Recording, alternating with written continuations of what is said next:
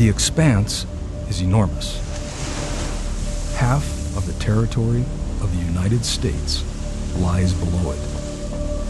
At the turn of the 20th century, a trip across the Atlantic took a week, maybe more. And hidden in this vast world, to anyone who dared cross it, were hazards, both natural and man-made. Enemy ships, and soon, submarines. In those early years of the century, two brothers in San Francisco and a designer in Santa Ana, California, came upon an idea that the new flying machines, created just a few years earlier, could in time be used to conquer the seas. And eventually, one aircraft would become the lasting symbol of maritime patrol.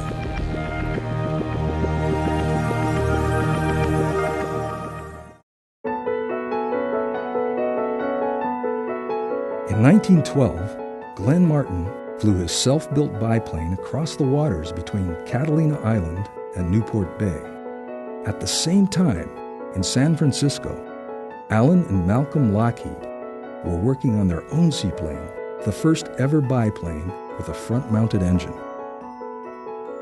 In 1913, the Model G flew from the Golden Gate entrance across the waters of San Francisco Bay.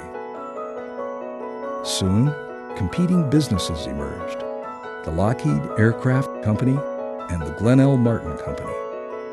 They had no idea what seed they were planting with regards to using this technology to not only traverse great expanses of water, but also be able to explore those great areas of water. Planting the seed. Over the next 4 decades, both companies would develop planes with technologies and capabilities that would later become key elements of maritime patrol aircraft.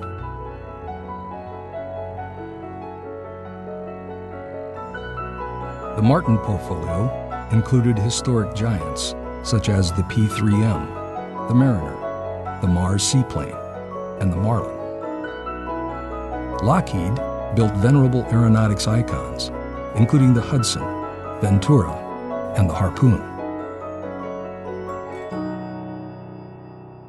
As the Cold War heated up, so did the threats. The U.S. and its allies feared a Soviet nuclear strike executed by a submarine. New threat required new technology. The result, anti-submarine warfare, or ASW. The problem was the submarine was becoming such a strategic element in the enemy's arsenal. And Russia had a tremendous number of submarines and increasing in capability every year. New requirements pitted the Martin and Lockheed companies head-to-head, battling for the U.S. Navy contract for a new cutting-edge ASW aircraft. The Martin Mercator and Lockheed Neptune were the answers. The Neptune, smaller, less expensive, and more capable, won the bid.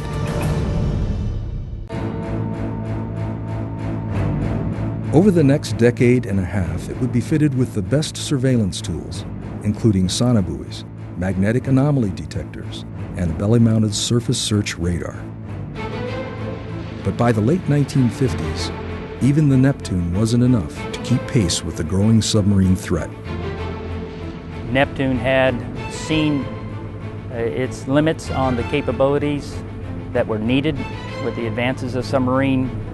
They needed an aircraft that could have a longer endurance, greater range, and longer on-station time with better weaponry. In 1957, development began. Lockheed Corporation chose to work off the design of its L-188 Electra. And it turned out that by doing some modifications to the Lockheed commercial Electra airline, Lockheed was able to come up with a solution that was very satisfactory to the Navy for their next generation maritime patrol aircraft. Everything that had been learned before about maritime patrol, about range and capability, about anti-submarine warfare, about electronic surveillance, it all came together in a single plane.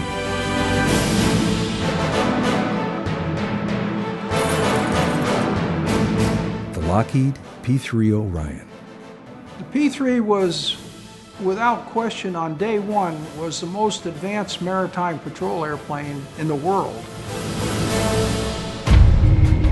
This government, as promised, has maintained the closest surveillance of the Soviet military buildup on the island of Cuba.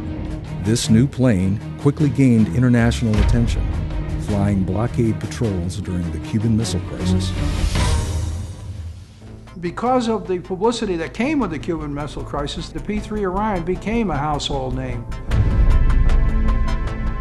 Later that decade, it took on a variety of missions during the Vietnam War.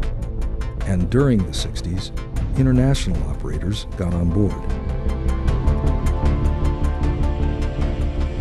The aircraft's capabilities continued to grow too.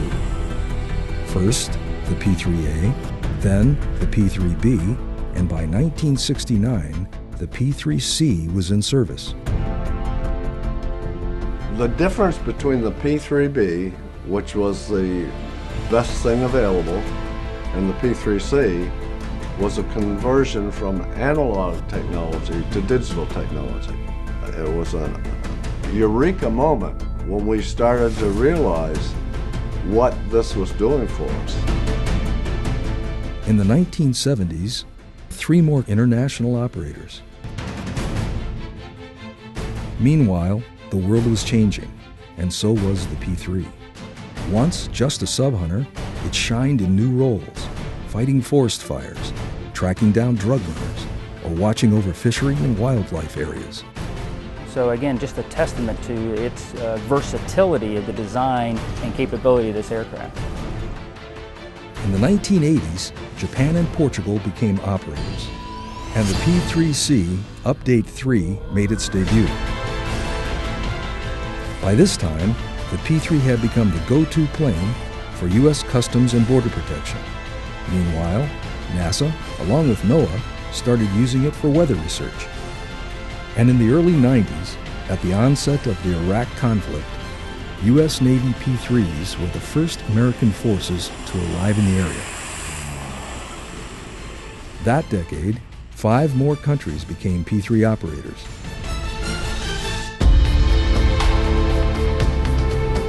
In 1995, those 2 companies that had once locked horns for the P-3 contract merged. Ironically, at the same time, the last P-3 rolled off the production line. It all came to an end for me when I gave the farewell speech at the delivery of the last P-3C to the United States Navy. I think it was a melancholy moment for everybody when the P-3C production finally came to an end. Although production stopped, new technology ensured that global P-3 operators could add at least 2 more decades to fleet life. First wing is now in production on Orion Way. In 2008, the P-3 Midlife Upgrade Program, adding even more life to this critical aircraft. The 21st century also saw 3 more countries join the P-3 family as Orion operators.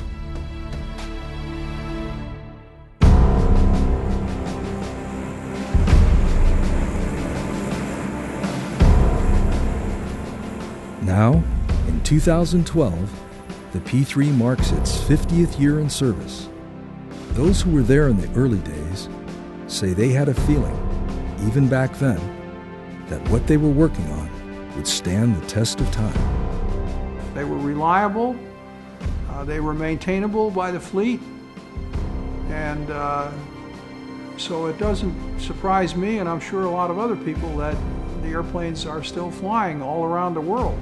Oh, I'm very proud of it. I follow everything I can get my hands on. Today, these aircraft have been upgraded with new wings, new tails, and zeroed flight time.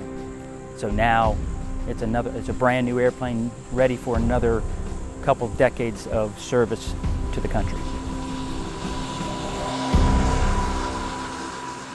No, that airplane's going to be around, what's this, 2012. I wouldn't be surprised it's still around 2030. From the Cuban Missile Crisis in 1962, all the way to the current conflicts in the Middle East, the P-3 has and continues to be a key asset in gathering intelligence. Every day, in all parts of the world, it guards coastlines, fights against piracy, intercepts drugs, and of course, as always, out there over the vast ocean, the first line of defense against enemy intruders and submarines.